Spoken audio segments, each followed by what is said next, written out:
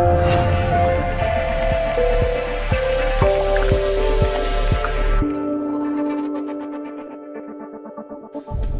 there, my name is Eric, also known as Minefield on the forums and Vapor Chase on YouTube, recording here for Vast Vapor. And if you're watching this, you've probably asked the question already, what are electronic cigarettes? Well, little backstory on me first of all. I started smoking when I was 17 years old. And I started probably like most stupid kids, for no particular reason, something to do. And I started off having just a few a day, and that built to a few more, and that built to a pack, and that's pretty much where I stayed for 23 years. I remained a smoker. And I tried a number of things to quit. Starting about maybe 4 years ago or so, I tried the Nicorette gum. I tried that, and really it was just like eating or chewing gum. Didn't really do much for me. I tried things like, you may be familiar with these. These are Nicorette inhalers. Didn't do a thing for me. They were terrible. I even tried cold turkey one time when I had a really bad cold and I couldn't even smoke for about 5 straight days, and I thought, well, if I've gone this long without a cigarette, maybe I can actually quit. But that didn't pan out, obviously. I went back to cigarettes. It wasn't until the winter of 2010, early in 2010, that I came across a thread. Actually, my wife came across the thread on a local forum talking about blue cigs in the US. I'd never even heard of electronic cigarettes, had no idea what they were, never heard of the concept at all. So I went and started to investigate them, and I saw that they were little devices, and they were electronic, they were little batteries, and they vaporized a liquid, and they basically delivered nicotine. And I thought, well, that's an interesting idea. It seems to do everything a cigarette does, more or less, but doesn't quite taste like a cigarette. It seems to taste like other things, but it delivers the nicotine, and you blow out what looks like a smoke, even though it's a vapor. Maybe it could be some way to quit smoking, or at the very least be a better alternative. So I investigated it, but unfortunately they wouldn't ship to Canada, and me being in Canada, of course, I couldn't get it. So I forgot about the idea for a while. For whatever reason, it never occurred to me to Google this topic in a generic fashion. For whatever reason, I guess I got it in my head that they were the only game in town. But it turns out a few months later, around July of 2010, I came across another thread just generically talking about electronic cigarettes, not specifically blue cigarettes.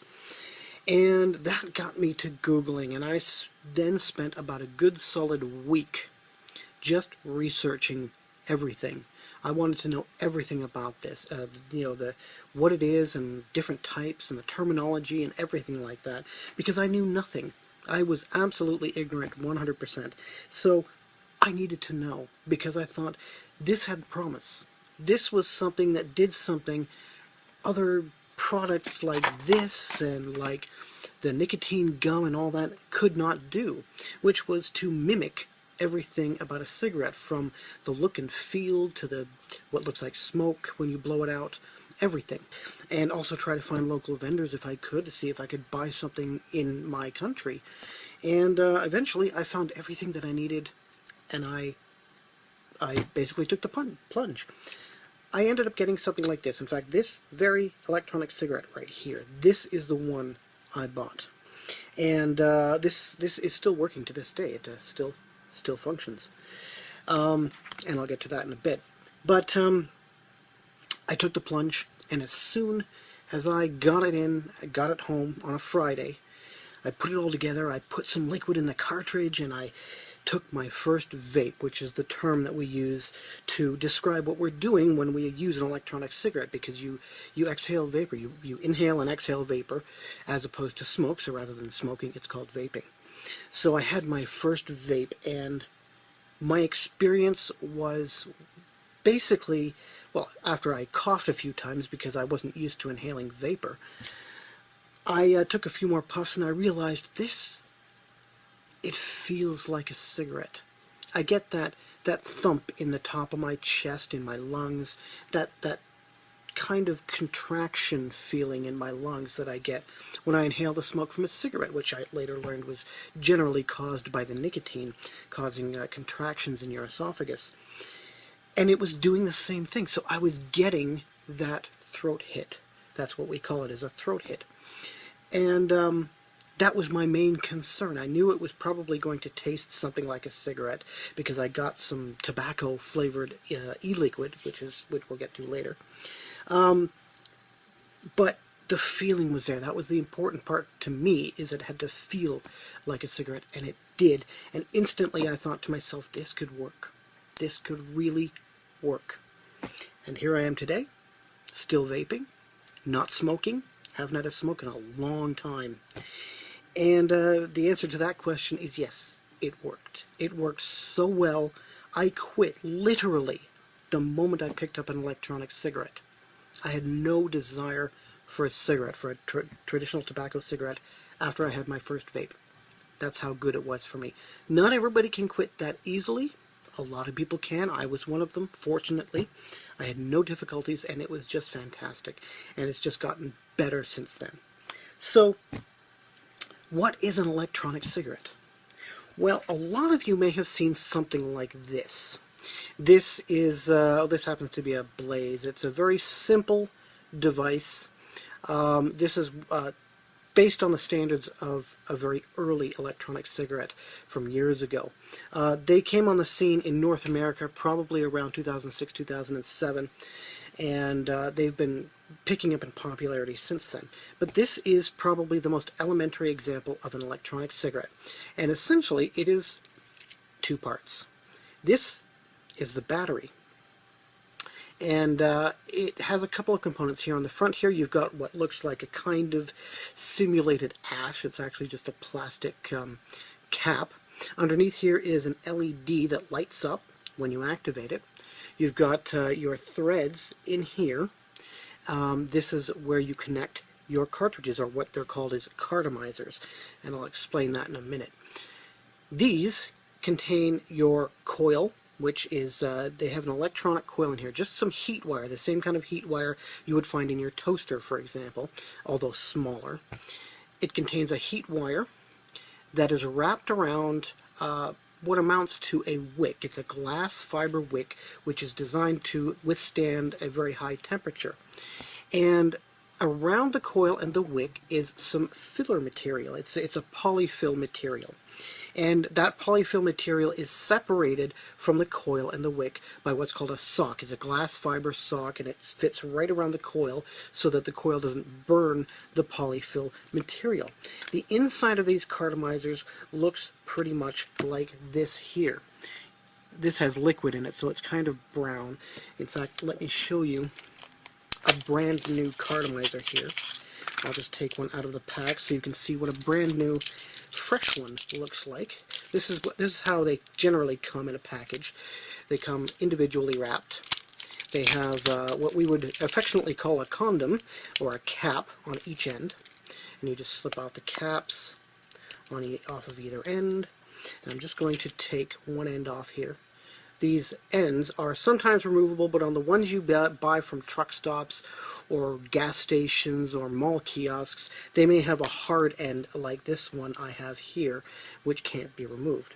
But the ones you can buy that are blank, empty, that you can fill, those usually can have, those generally have caps you can remove because you have to fill them.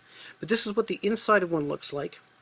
The outside, the outer portion, of course, the white, that's the polyfill material. The center tube is where the air comes through. This is completely hollow from one end to the other so that the air can get in to deliver the vapor to you. And inside that center tube, you will find, well, you won't find because you can't really see it, but down there, that's where you'll find the wick and the coil. So that is what a cartomizer looks like. Cartomizers, the term cartomizer, comes from a combination of cartridge and atomizer. And I showed you this original device that I started with over 2 years ago. This was actually a 3-piece design. Similar idea, but this part, this is the battery. It's called an Ego. But this part was actually 2 pieces. This was an atomizer that contained the coil. The coil is underneath that nickel mesh protrusion there. It's called a bridge.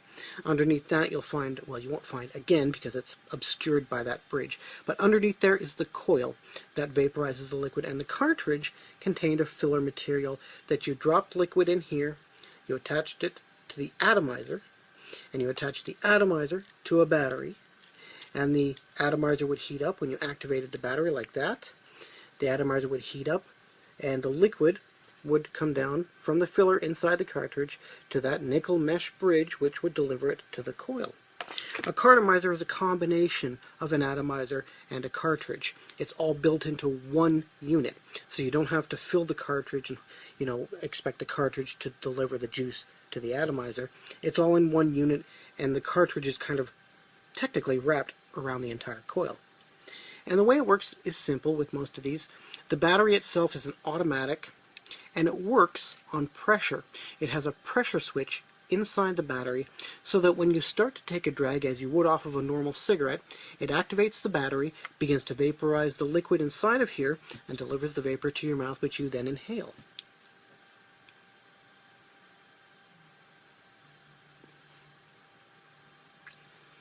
Works just like a standard cigarette. And you may see these in kits like this. This comes in like a standard flip-top pack, like a package of cigarettes does. But inside you usually get a charger and a couple of spare cartomizers, and of course a battery or two. So this is the common type that you will probably see more than any other if you go into truck stops or gas stations, mall kiosks, smoke shops, that sort of thing. They have them around where I am, although in Canada they don't contain nicotine, unfortunately, because of Health Canada regulations. But in the United States they will contain nicotine, as they will in the UK and some other countries. But this is the basic form that you can get. Another common type that you'll find more commonly online when you go to online vendors that may not have shops in malls or standalone brick and mortar stores is something like this. This is a 510T. It's the same idea with the battery, except of course this battery is much larger. And I'll explain the differences about the size in a bit. And this is another two-piece design where you've got the atomizer on bottom, this black part, and then you have a tank on top, so you can actually see the liquid in here. And you can see when it's empty, when it needs to be refilled. And this tank just delivers juice down the center column. There's a spike inside of here, which I can show you here. See, there's a spike down the center, and the juice just travels down that spike to the coil, which is at the bottom here, and it vaporizes liquid. This battery is not automatic. It works with a button. And you may or may not prefer that, but we'll get to your tastes a little bit later on. But the way it works is you just press the button, and it activates the battery, which activates the atomizer, which vaporizes the liquid, and you just inhale it through the mouthpiece here.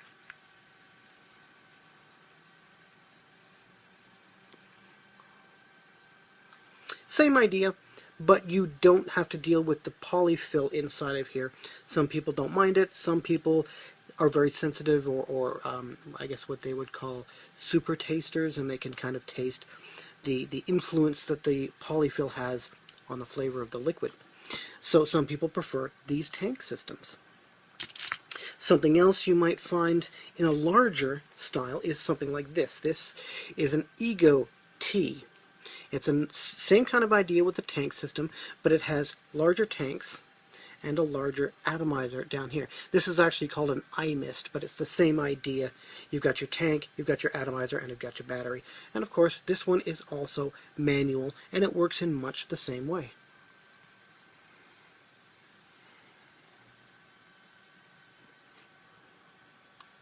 Exactly the same idea, but in a larger battery. Now, about the size of the batteries. This is something you have to consider when you're looking at electronic cigarettes, is generally speaking, the size of the battery is going to determine the charge capacity. Now, the charge capacity of a battery is measured in milliamp hours, and essentially the higher the milliamp hours, the longer the charge, the longer it's going to last you between charges. Something like this Blaze electronic cigarette, this has 180 milliamp hours, or mAh. So what it means is that this is going to last. The general rule of thumb is that you will get approximately 1 hour of vape time per 100 milliamp hours. And that's all things being equal. There are some variables that can increase or decrease the battery life or the charge time of your electronic cigarettes, but that's for another topic. So this one has 180 milliamp hours. This 510T that I showed is 280 milliamp hours, so it's going to last approximately an hour longer than this. Then we move on to something like this original Ego battery, or this one here. Both of these are 650 milliamp hours, which would last me about 6 to 7 hours. Then you can look at something like this is an Ego C Twist. This is 1,000 milliamp hours and will last me about 10 to 12 hours. So the size of the battery in general means that it's going to last longer between charges. The question you have to ask yourself, of course, is do I want something that looks like a cigarette? Do I want something that is relatively inconspicuous, that isn't going to draw a whole lot of attention as long as people don't look too closely at it? Or do I want something that is going to last longer between charges so that I don't have to constantly keep recharging my batteries? It's really a question of form over function. Do you need something that looks like a cigarette so that you don't have to bother with fielding questions about people asking you, what's that? Which I do get from time to time. If you don't mind answering questions like that, then maybe you won't mind getting a larger battery that doesn't exactly look like a cigarette. So that's kind of an issue that you have to deal with yourself. So those are the three main components of the electronic cigarette: the battery, the coil, and the filler, or the liquid reservoir, whether that's a tank or the polyfill in a cartomizer. Now, what it is and what it is not is a point I want to make here. It is a safer but not 100% safe alternative to smoking. It is not a smoking cessation or nicotine replacement therapy product. It is not designed to work like the Nicorette inhaler or the patch or the gum. It's not designed to get you off of the entire habit. What it is designed to be is an alternative to smoking that does not have all of the negative elements that cigarettes have. Now, cigarettes have like 4,000 plus chemicals in them. As far as I know, something like 60 or almost 60 of which are known carcinogens. And most of those come from the actual burning of the tobacco. The smoke is the worst part of the cigarette. It's the smoke that contains the vast majority of the nasty stuff that you inhale into your lungs. Electronic cigarettes do not have practically any of those chemicals. Electronic cigarettes consist of the liquid in the electronic cigarette is really just four main components. Generally, you're looking at some form of glycol, usually propylene glycol, and there may be some standard glycerin, vegetable-based glycerin in there as well. In addition to that, you have a nicotine liquid, which is usually based in a propylene glycol base or a vegetable glycerin base, and you have food-grade flavorings. Now, everything that goes into the e-liquid here is generally food-grade or pharmaceutical grade. The propylene glycol, the vegetable glycerin, and the nicotine liquid are all pharmaceutical graded. Something like this here. This is pharmaceutical grade propylene glycol. And you can see that it is propylene glycol USP. USP is essentially the mark of a pharmaceutical grade product. It's the United States Pharmacopoeia, which is the standard for medical grade products. That is pharmaceutical grade propylene glycol. The glycerin is the same way, the nicotine is the same way. So that is essentially what goes into the electronic cigarettes. The flavorings, I've got something here. This is from a company called Perfumer's Apprentice, who have an offshoot company called the Flavor Apprentice, which make professional high-quality grade flavorings that can be used in candies, in confections, baked goods. In this case, we use them in electronic cigarettes, for flavoring electronic cigarettes. And these are based, this is a PG, or propylene glycol based liquid that contains PG, water, and artificial and natural flavorings, just like you'd find in candies or baked goods or whatnot. So that is all that is in the liquid. Just that. Does not have the vast majority of the chemicals in a traditional cigarette, the only exception being nicotine. That's it. And a lot of people will tell you that nicotine is the nasty thing in cigarettes, when in fact it isn't. It is probably near the bottom of the list of the least harmful things in a cigarette. That's not to say it's not harmful, because nicotine is still a vasoconstrictor, so it does constrict your veins, and it still can increase your chances of getting heart disease. So it is not safe, but it is not a carcinogen. It will not promote cancer. And I mean, this is pretty much pharmaceutical grade stuff. The same nicotine they put in patches, in the gums, in the Nicorette inhaler, exactly the same class of nicotine. The only difference is in these Nicorette inhalers, it's some kind of a powder, some kind of a nicotine impregnated powder. Man, that stuff was terrible. So this is all very high quality, very clean stuff. Again, nicotine is not harmless, but it is much less harmful, orders of magnitude less harmful than a traditional tobacco cigarette. The point of electronic cigarettes is not so much quitting smoking, quitting the habit altogether. If that is to be your end game, if you want that to be your end game, it can be. Electronic cigarettes do actually make it easier to get off the habit altogether.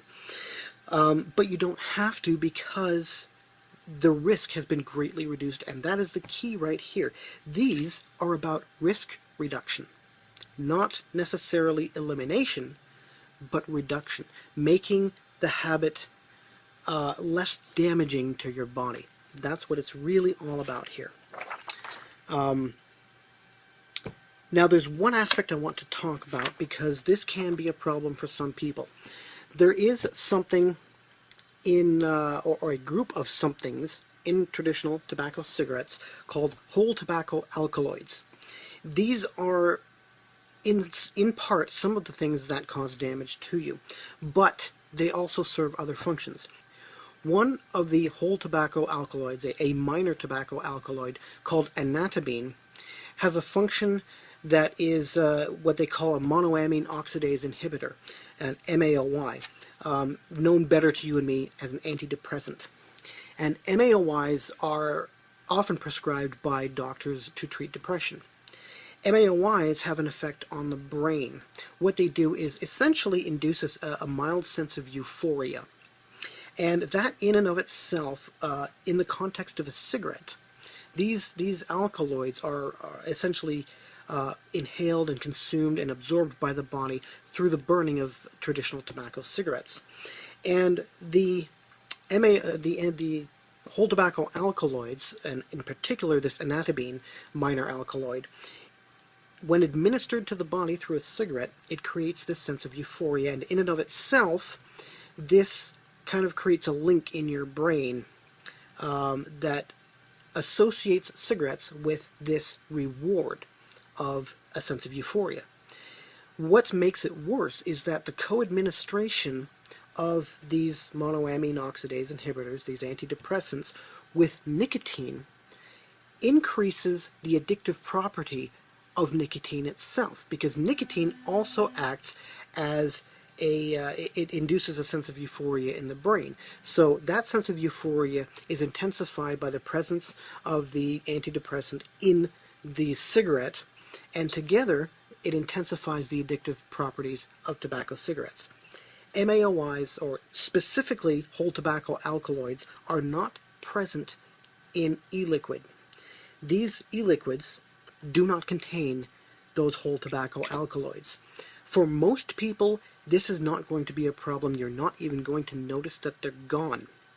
but there are a certain set of people who are sensitive to the presence of whole tobacco alkaloids in e-liquid, and for those people, switching to electronic cigarettes can be a significant problem, because the absence of these whole tobacco alkaloids they serve to allow certain cravings to remain. So when they use electronic cigarettes, they feel like there's something missing. They're not getting everything they think they should be getting out of this, and they generally don't get off of cigarettes entirely. They will sometimes use this as a sometimes alternative, but they will continue to smoke. There are ways to get e-liquids with whole tobacco alkaloids. There's a company called Aroma E-Liquid. This company makes nicotine that preserves the whole tobacco alkaloids in the liquid. And when you buy their liquids with the whole tobacco alkaloids, you will get that anatomine, that MAOI, that induces the greater sense of euphoria in your brain and can help to make the transition to e-liquid, to electronic cigarettes, much easier. And it may actually work for you. It may actually allow you to make the complete transition to electronic cigarettes. So if you do switch, and you do find it incredibly difficult to completely switch over to electronic cigarettes and give up cigarettes, traditional tobacco cigarettes completely, then perhaps looking for an e-liquid such as those sold by Aroma E-Liquids that contain the whole tobacco alkaloids, maybe that is something you want to look into. But for the vast majority of you, we're not even going to notice it. I didn't notice it. I didn't even know there were such things until I had started to read up on them. So that's something that you might want to keep an eye out for, and just to pay attention to when you try to make the switch. So essentially, that is what electronic cigarettes are all about. They are designed to be a complete replacement for traditional cigarettes by allowing you to mimic the same kind of look and feel, if you so desire, or maybe not so much the look and feel, but certainly the performance and the function of a traditional cigarette by giving you the same things that cigarettes do, just without the smoke. So something like this will give me the look and the feel, more or less, of a traditional cigarette. It'll give me the visual cues of the smoke. It'll give me the hand-to-mouth fixation of having to, pick something up and puff on it. It'll give me the nicotine that I need, and it'll give me flavors that I need. And speaking of flavors, that is something that you will find there is an overabundance of in the electronic cigarette world. You can get a tobacco type of liquid. In fact, you can get an entire host of tobacco-flavored liquids that taste like different styles of tobacco, or even blends of tobacco, or menthols, or whatever you might want. But you can break completely out of that mold as well, and find juices that taste like anything you want them to taste like. They can taste like peach or any kind of fruit. They can taste like baked goods. They can taste like candies. They can taste like alcoholic drinks or soft drinks, or pretty much anything you could possibly imagine you could probably find in an e-liquid. I've got e-liquids that taste like all kinds of things here. I've got hundreds of them on my vape shelf here. I've got ones that taste like Bailey's Irish Cream. I've got ones that taste like key lime pie. I've got ones that taste like caramel or butterscotch. I've got ones that taste like apple. I've got tobacco blends that have tobacco mixed with peach, or tobacco mixed with some kind of a mint, or tobacco mixed with chocolate. Pretty much the possibilities aren't endless. If you're looking for e-liquid and you might have a sweet tooth, you could find any kind of liquid to satisfy that sweet tooth. If you're looking for just standard tobacco flavors, plenty of those around. If you're looking for, any kind of flavor, you'll probably be able to find it. Maybe here, maybe somewhere else. But the possibilities are endless pretty much. So if you look around, you're probably going to find literally 1,000 different types of flavors or more. You can stick with what you know, or you can explore and look around and see what there is out there. That's what part of the fun of switching to electronic cigarettes is, that you have an incredible choice. And the importance of that is not to make vaping fun. It's not to make it appeal to children, because I've heard this argument made even by the FDA, and it's absolutely absurd. What it is it's designed to make switching to vaping easier, because not everybody can take the same kind of flavors. Everybody's got a different flavor profile. Everybody has a different palate. And sometimes nicotine tobacco-flavored e-liquids will work for a lot of people. Some people don't really like them. Some people might suddenly discover they prefer fruit flavors, or they prefer sweet dessert-type vapes. What it is, it's all in the name of getting off of cigarettes. That's what this is about. And if to do that, we have to come up with all kinds of flavors to suit everybody's preferences, so be it. That's what this is about. You know, anything to get you off of cigarettes, anything to reduce the harm while still allowing us to maintain the habit, because let's face it, many of us like smoking. We loved smoking. That's the problem. It's bad for us. We know it's bad for us. We know it will kill us. We just happen to like it. That's what electronic cigarettes are about. They allow us to maintain the habit, but make it safer. And also to make it so that we can fit whatever kind of e-liquid or whatever kind of hardware to suit us, to suit our lifestyle, to suit our palates, to suit our life. Anything to get us off of cigarettes. That's what it's all about. That's why switching to electronic cigarettes can be so important. And that's why there's so much variety out there, because everybody is different and everybody has their own preferences. So there is pretty much something out there for everyone. Maybe not 100% of people can make the switch, but I would wager that probably 90 to 95% of people could make the switch without any kind of problem whatsoever. And that's just because there is something out there for everybody. There is a flavor out there for you. There is a device out there for you. Maybe there's more than one flavor or more than one device, but there's something out there. And the whole idea here is to get out there and start exploring. Just try something. See how it hits you, and then go from there and figure out, how am I going to tailor this? How am I going to kind of treat this? Because everybody's trying electronic cigarettes, but they may not know where to go from there. And the great thing about electronic cigarettes is that they will teach you a lot about your habit and what aspects of your habit are important to you, and they'll allow you to find out where you might want to go next. And the great thing about having so much choice is that there's a lot of places you can go next. So that's pretty much it for this video, as long as it was. There's a lot of ground to cover here. The next video I'm going to do on this topic is what to expect when you quit smoking and start vaping. Because when you switch over exclusively to electronic cigarettes, there are some physiological changes that you're going to go through that are very similar to what happens when you quit smoking altogether. So in the next video, we're going to talk all about those kind of changes and what you can expect over time as your body goes through those changes. So for now, for Vast Vapor, my name is Eric, and happy vaping.